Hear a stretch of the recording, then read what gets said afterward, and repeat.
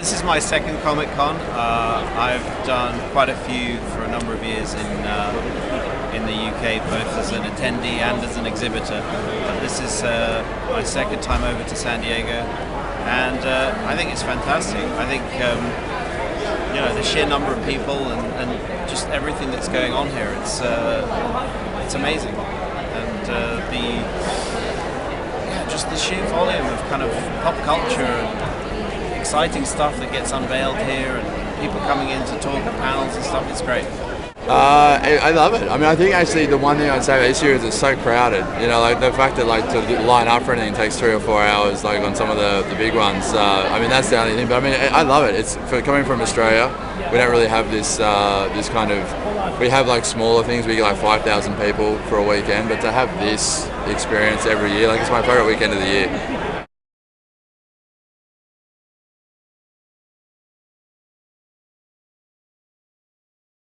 I wanted to do a superhero for the 21st century.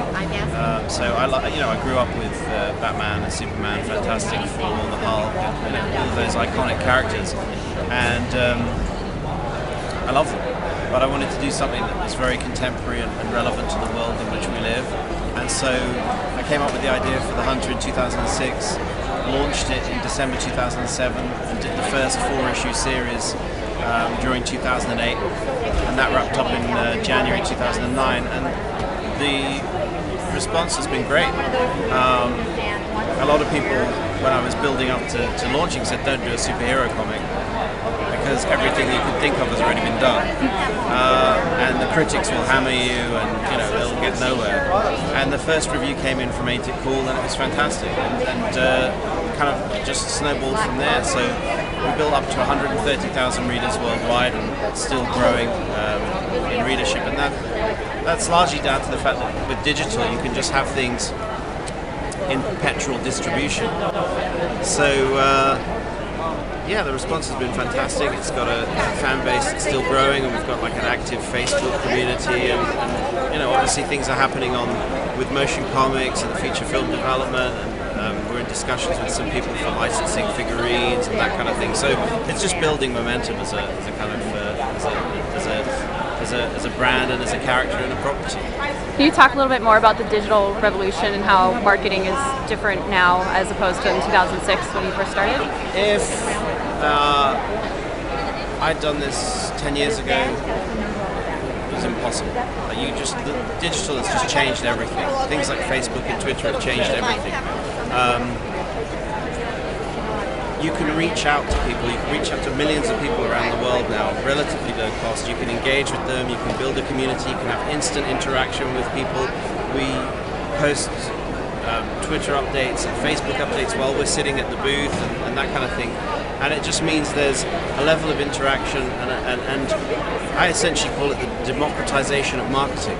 You don't actually have to have a huge company with a massive budget behind you to reach out to thousands and millions of people.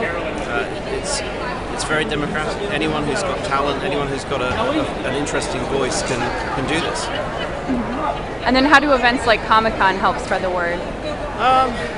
On a very practical level, I think we can reach out to tens of thousands of people who may or may not have heard of The Hunter. We can engage with new fans. It's just a great opportunity to showcase to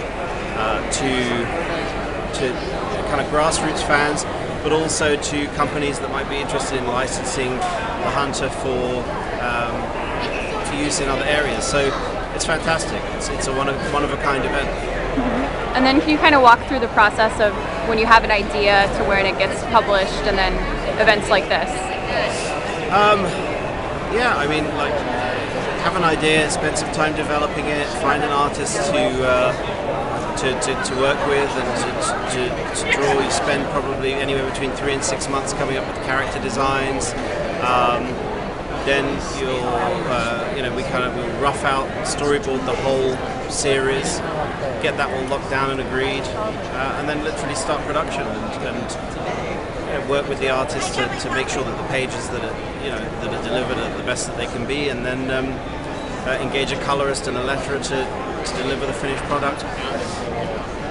publish the book, print it, distribute it, and then through a miracle of accident and design, somehow you end up here at Comic-Con, or one of the other big conventions, putting it out there into the world.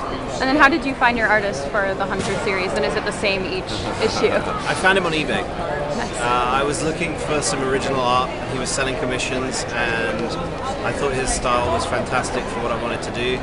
And we just started emailing, and I said, would you be interested in doing this?